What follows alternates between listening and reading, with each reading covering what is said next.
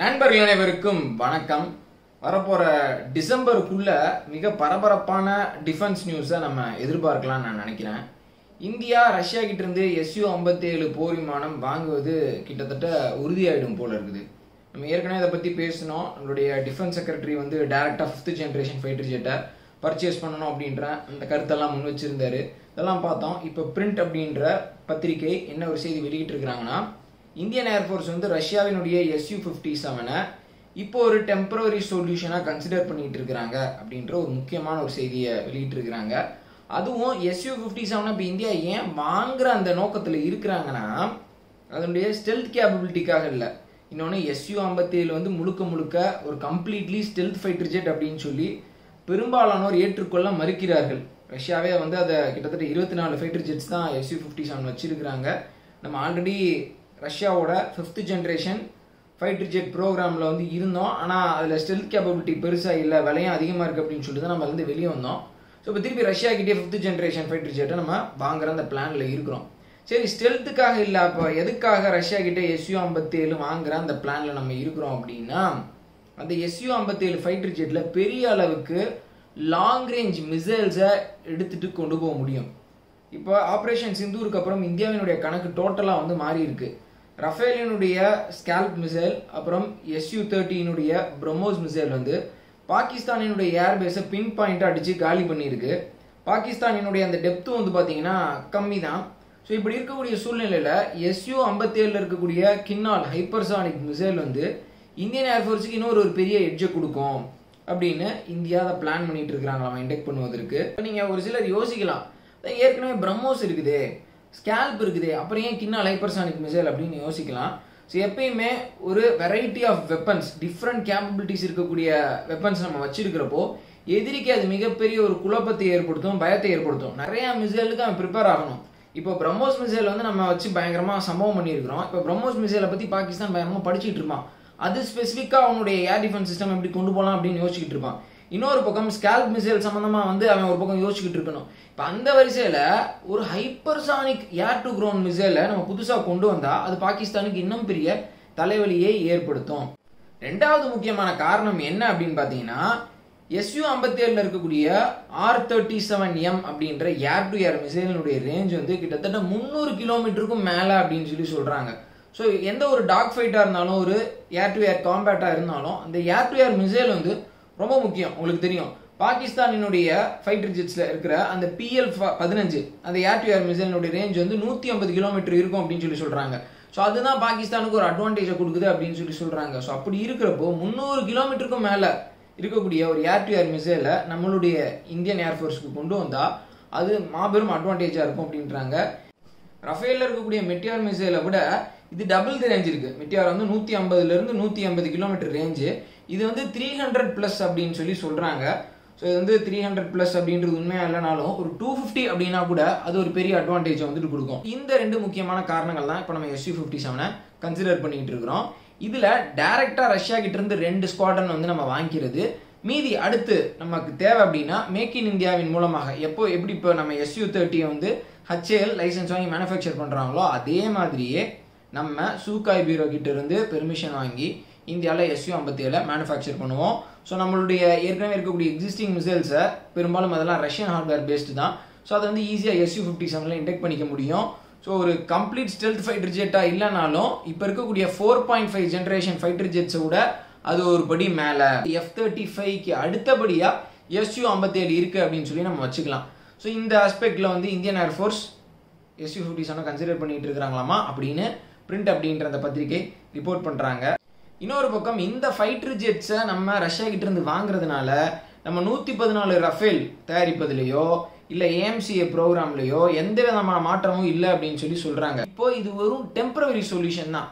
இன்னொரு பக்கம் என்ன சொல்கிறாங்கன்னா, நம்மளுக்கு 42 ஸ்குவாட்ரன் மட்டும் பத்தாது, அதெல்லாம் பழைய கணக்கு. இப்போ சுச்சுவேஷன் மாறிக்கிட்டு இருக்கு. பாகிஸ்தான் சைனா கிட்ட இருந்து நிறைய ஃபைட்டர் ஜெட்டை வாங்கிட்டு இருக்கிறாங்க. அவங்க டோட்டலாக ஃப்ளீட்டை மாற்றுறாங்க, சைனாவும் மாற்றுறாங்க. ஸோ அதனால் இப்போ கரண்ட் டிமாண்ட் அதுக்கும் மேலேயும் போகும் அப்படின்னு சொல்லி சொல்கிறாங்க. ஸோ அதனால் இந்தியா எல்லா விதத்துலையும் கேப்பபிலிட்டி இன்க்ரீஸ் பண்ணுறதுக்கு முயற்சி பண்ணிட்டு இருக்கிறாங்க. இதில் 3 முக்கியமான பில்லர்ஸ். ஒன்று நம்மளுடைய LCA தேஜஸ், அப்புறம் AMCA. இது டொமஸ்டிக்.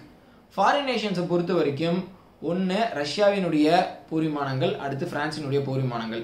ஸோ நம்ம ஆப்ரேட் பண்ண போகிறது இந்த ட்ரையாங்கிள்குள்ளே தான் வந்து இருக்க போகுது.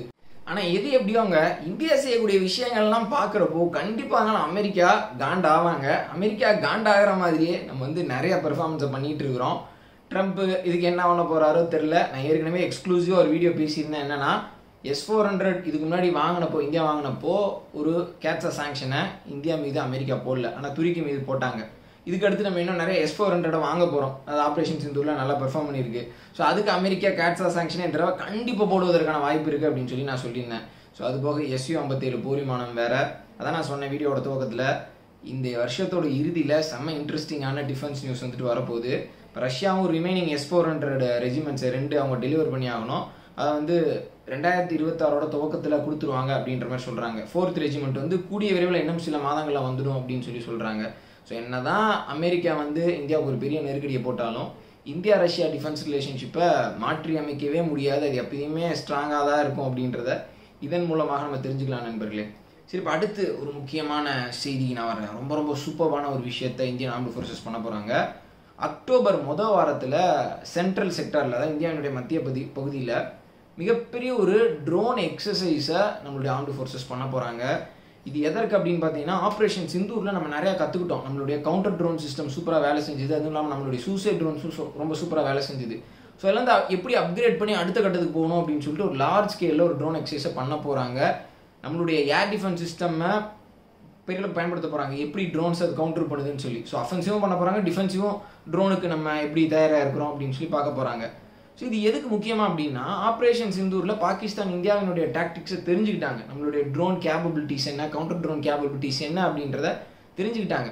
ஸோ அதோட என்ன பெட்டராக பண்ணணும், இன்னும் புது ஸ்ட்ராட்டஜிஸை கொண்டு வரணும், புது டெக்னாலஜிஸை கொண்டு வரணும் அப்படின்னு சொல்லி பெரிய விஷயத்தை இந்த முறை வந்து இம்ப்ளிமெண்ட் பண்ண போகிறாங்க. ஆப்ரேஷன் சிந்தூர் அப்போ பாகிஸ்தானினுடைய ட்ரோன்ஸை, அதாவது துருக்கியினுடைய ட்ரோன்ஸை நம்ம வந்து ஜிபிஎஸ் ஜாமிங் பண்ணோம். பயங்கரமாக அந்த கவுண்டர் ட்ரோன் சிஸ்டம் வந்து வேலை செஞ்சுது. சாஃப்ட் கில்லும் நம்ம பண்ணோம், ஹார்ட் கில்லும் வந்துட்டு நம்ம பண்ணோம்.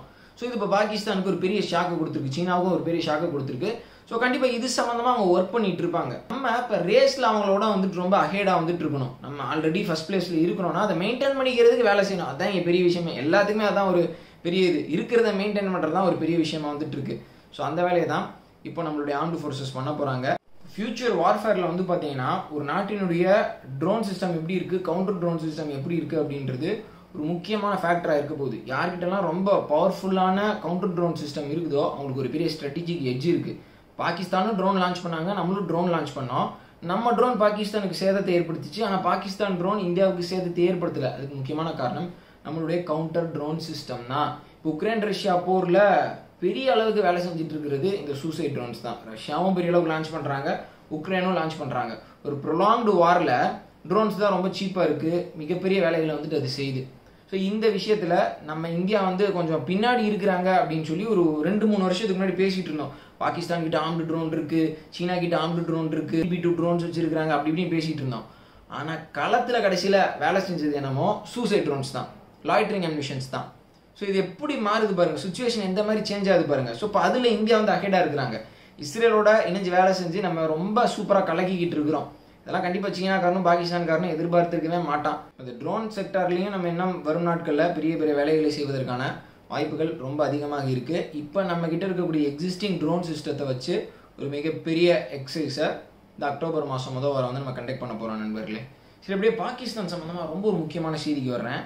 இந்த திங்கட்கிழமை பாகிஸ்தான் மிகவும் கேவலமான ஒரு சம்பவத்தை வந்து பண்ணியிருக்கிறாங்க. என்னன்னா, கைபர் பக்துன்குவா ப்ராவின்ஸ் உங்களுக்கு தெரியும், ஆப்கானிஸ்தானை ஒட்டி இருக்கக்கூடிய மாகாணம். அங்கே இருக்கக்கூடிய மார்த்ரி தாரா அப்படின்ற அந்த கிராமத்தில் காலையில் அதிகாலை 2 மணி அளவில் ஒரு ஏர் ஸ்ட்ரைக் பண்ணியிருக்கிறாங்க. கிட்டத்தட்ட 8 பாம்ஸ் வந்து லான்ச் பண்ணியிருக்கிறாங்க. எதற்கு அப்படின்னா, இந்த டிடிபி பயங்கரவாதிகள் இருக்கிறாங்களே அவங்கள வந்து டார்கெட் பண்ணோம் அப்படின்னு சொல்லி அடிச்சிருக்கிறாங்க.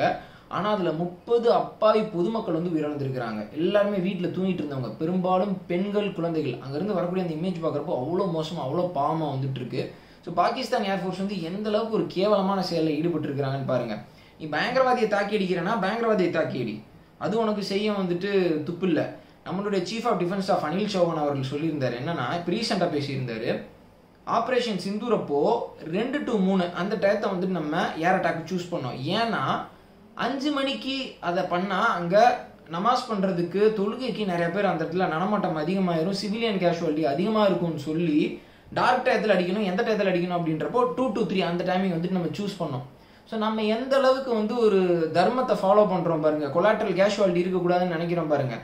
அவன் பார்த்தா சம்மந்தமே இல்லாமல் மனுஷன் இதை பற்றி யோசிக்காமல் நாங்கள் பயங்கரவாதிகள் அந்த இடத்துல இருக்கிறாங்களா, பொதுமக்கள் இருந்தாலும் பரவாயில்லன்னு சொல்லிட்டு அடிக்கிறான். உண்மையிலே அந்த தாக்குதலில் பயங்கரவாதிகள் இருந்தாங்களா என்ன அப்படின்றதே வந்துட்டு தெரியல. ஸோ பாகிஸ்தான் ஏர்ஃபோர்ஸினுடைய ப்ரிசிஷன் ஸ்ட்ரைக் அப்படின்றது அவ்வளோ மோசமாக இருக்குது, படு மட்டமாக வந்துட்டு இருக்கு. இவன்கிட்ட நியூக்ளியர் வெப்பன் மட்டும் இல்லைன்னா இவனால எதுக்குமே லாய்க்கு இல்லை. உண்மையிலே சொல்கிறேன், 1971 பங்களாதேஷ் லிபரேஷன் வாரில் நம்ம கிட்ட பெரிய அளவுக்கு தோத்துட்டு அவங்களுடைய பத்திரிகையில் வெளியிட்டு இருந்த செய்தி என்ன அப்படின்னா 40 இந்திய போர் விமானங்களை சுட்டி வீழ்த்திட்டோம் அப்படின்னு சொல்லி. அதே மாதிரி இந்த ஆப்ரேஷன் சிந்தூர்லையும் 1-2 காம்பேட் ஜெட் டவுன் ஆயிருக்கு, அதை வச்சுட்டு இவனுங்க 6-0 அப்படின்னு சொல்லி ஒரு விஷயத்த ப்ரொபகேட் பண்ணிட்டு இருக்காங்க, ப்ரொபகேண்டா பண்ணிட்டு இருக்காங்க. ஸோ பாகிஸ்தானே ஒரு ப்ரொபகேண்டா ஸ்டேட் தான். ஸோ இப்படி தான் அந்த கண்ட்ரி வந்து ரன் ஆகிட்டு இருக்கு. இப்போ அங்கே நடந்திருக்கக்கூடிய ஒரு பெரிய டிசாஸ்டர் வந்துட்டு பாருங்க. ஸோ இந்த தாக்குதல்னால டிடிபி இன்னமும் கோபமடைவாங்க, அங்கே இருக்கக்கூடிய பஷ்டூன் இனத்தவர்கள் இன்னும் பெரிய அதிருப்திக்கு உள்ளாவாங்க. பாகிஸ்தான் கவர்மெண்ட்டுக்கு இது ஒரு பெரிய சவால் தான். கடைசி வரைக்கும் அவங்க அந்த இடத்துல அமைதியை நிலைநாட்ட முடியவே முடியாது. ஸோ இந்த வீடியோ நான் இதோட முடிச்சுக்கிறேன். வீடியோ பார்த்துமைக்கு ரொம்ப நன்றி நண்பர்களே. இந்த வீடியோவில் முக்கியமாக Su-57 போர் விமானத்தை இந்தியன் ஏர்ஃபோர்ஸையும் வாங்கணும்னு நினைக்கிறாங்க. அதற்கான இன்ட்ரெஸ்டிங் ரீசன்ஸ் வந்து நீங்கள் கேட்டிருப்பீங்க. ஸோ மறக்காமல் இந்த வீடியோ உங்களுடைய ஃப்ரெண்ட்ஸுக்கு ஷேர் பண்ணுங்கள். ஜெய் ஹிந்த்.